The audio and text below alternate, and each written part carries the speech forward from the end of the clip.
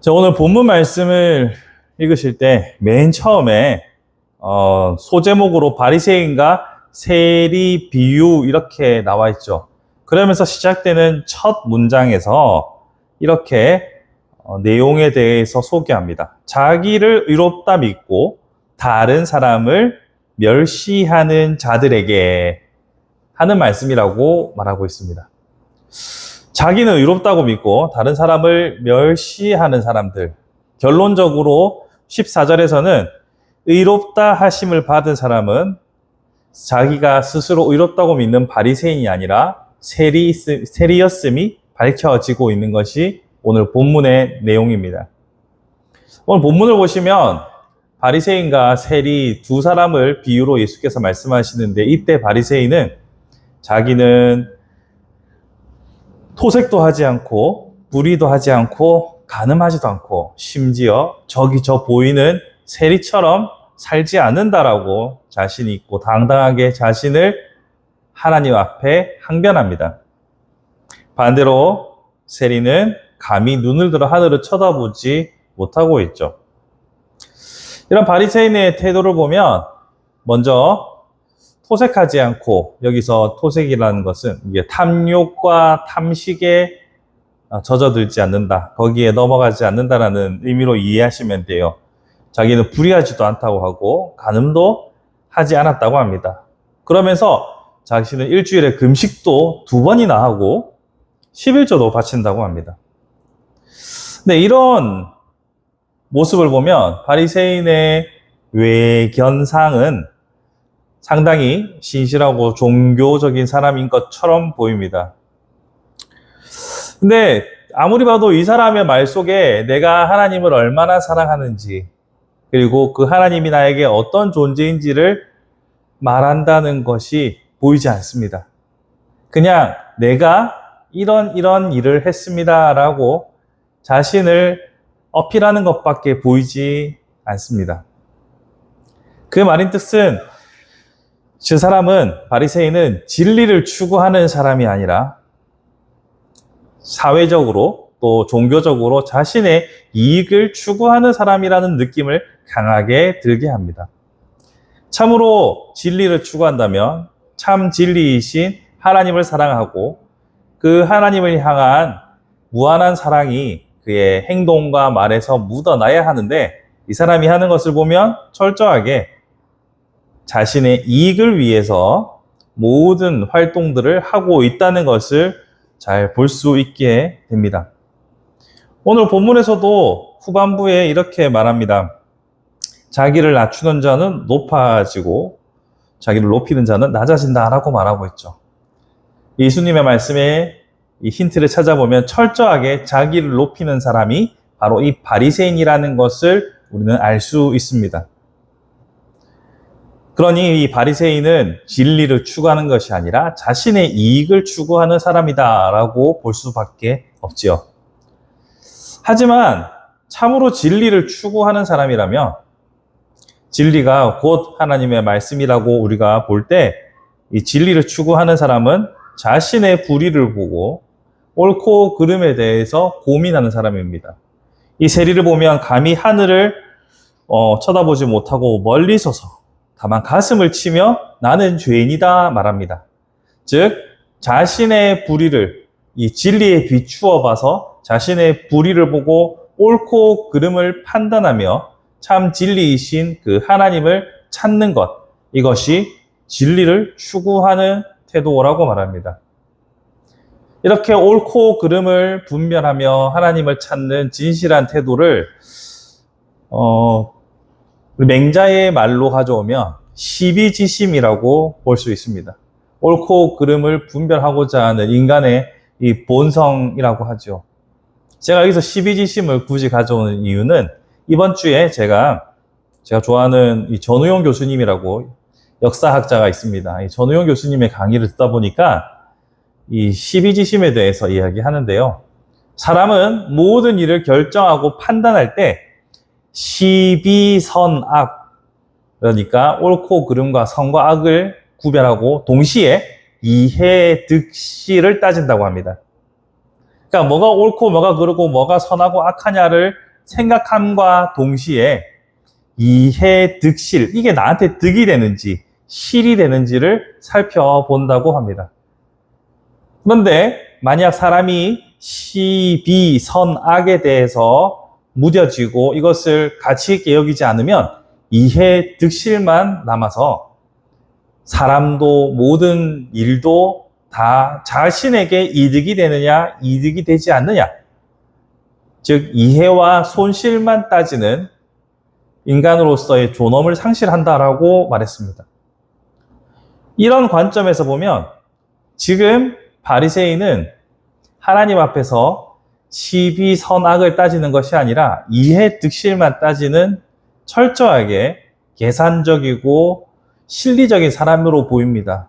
겉으로 봐서는 금식도 하고 율법의 계명을 잘 지켜서 시비 선악을 잘 분별하는 것처럼 보이지만 정작 자신이 어떤 상태인지 시비 선악을 따지지 못하고 있으니 이해 득실만 따지는 자신의 행위로 보상을 받고 사회적으로 종교적으로 존경을 얻으려고 하는 이해 득실만 남은 짐승과 비슷한 인간의 상태가 되어버린 것이지요. 그런 결과가 낳는 모습은 저 세리와 같지 않다라고 스스로 자부하는, 다른 말로 하면 타인을 멸시하는 모습에 이르게 만듭니다.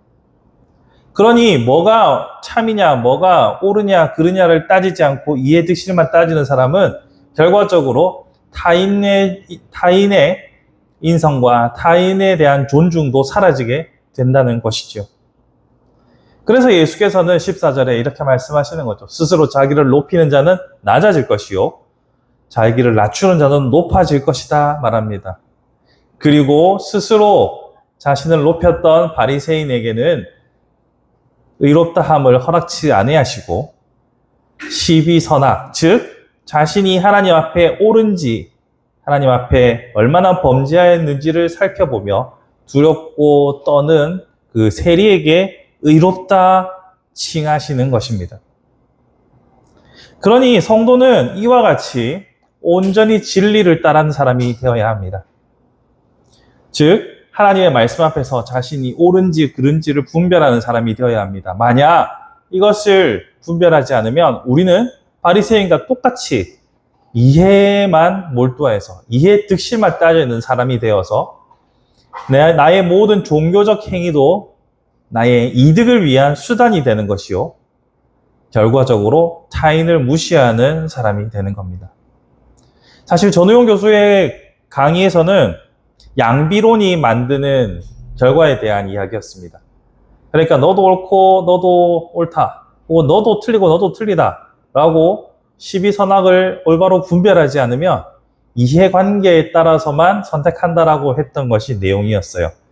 그걸 들으면서 제가 드는 생각이, 하나님의 그 진리 앞에서 옳고 그름을 제대로 분별하지 않으면 마찬가지로 이해관계만 따지는 사람이 되겠구나라는 두려움이 들었습니다.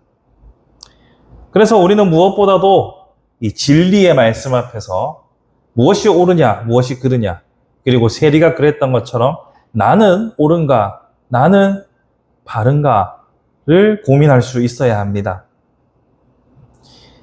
자신을 먼저 살펴보고 내 눈에 들보를 보지 않으면 우리는 똑같이 이해 득실을 따지는 인간성을 상실한 인간의 외양만을 가진 그런 비천한 존재로 떨어질 수밖에 없습니다. 그 결과는 무엇입니까? 의롭다 하심을 얻지 못하게 되는 것이죠. 그러므로 우리는 이해 득실을 따라 사는 것이 아니요, 진리의 말씀을 따라 살아야 합니다. 그런 의미에서 우리는 솔직하게 물어봐야 합니다. 교회가 지난 세월 동안 이것이 옳은가 그른가의 문제에 제대로 집중하였는지, 아니면 이것이 교회의 득이 되는가 실이 되는가를 따졌는지를 생각해 봐야 합니다. 교회가 사업을 진행할 때도 이것이 교회의 득이 되냐 실이 되냐를 따지지, 이것이 옳으냐 그르냐, 이것이 합법이냐 불법이냐를 엄밀하게 고민하지 않았던 것으로 보입니다. 물론 다 그렇다는 것이 아니라 제가 부교육자로 살아왔던 10여 년이 넘는 세월 동안에 느꼈던 것입니다. 옳고 그름의 문제와 이해 득실의 문제가 상충할 때는 언제나 옳고 그름보다 이해 수지 타산에 먼저 집중했던 교회의 모습이 안타깝지만 우리의 현실이었습니다. 또한 정부를 바라보는 우리의 시선도 그랬습니다. 어떤 정권이 들어서든지 그 정부의 교회가 요구하는 것은 옳고 그름의 차원은 위장한 사실은 교회의 득과 실에 대한 항쟁이었습니다. 참된 진리가 무엇이고 교회가 어떤 역할을 해야 하는지 고민하기보다는 이것이 이 정부가 이 정책이 이러한 법안이 교회에 유익한가 교회에 불리한가만 따졌습니다.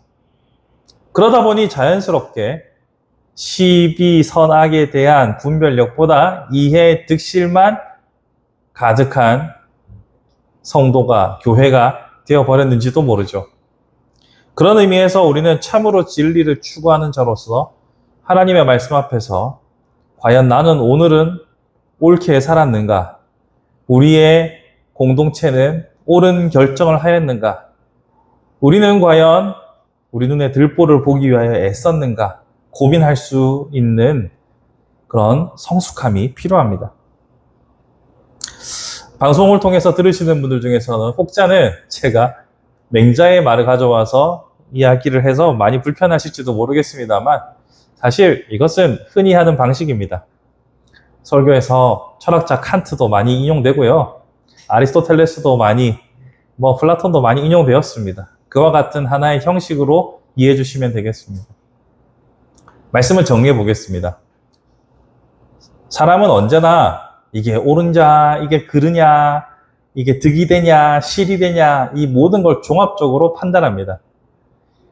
이해득실을 따지는 것이 악한 것은 아닙니다만 이해득실만 따지는 것은 옳지 않습니다.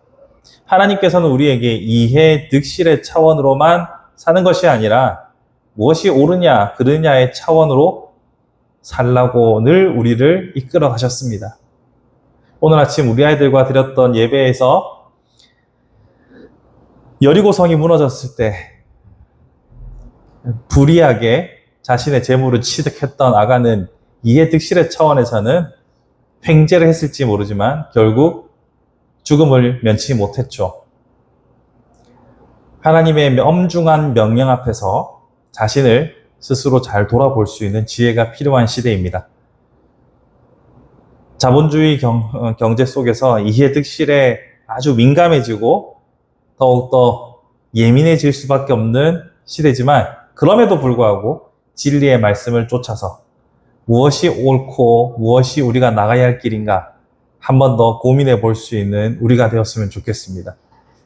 그래서 자기를 낮추고 스스로 자신을 높여 강제로 낮아지는 것이 아니라 자신을 낮추어 높아지고 의롭다 하심을 받는 저와 여러분의 복된 삶이 되기를 주님의 이름으로 축복합니다.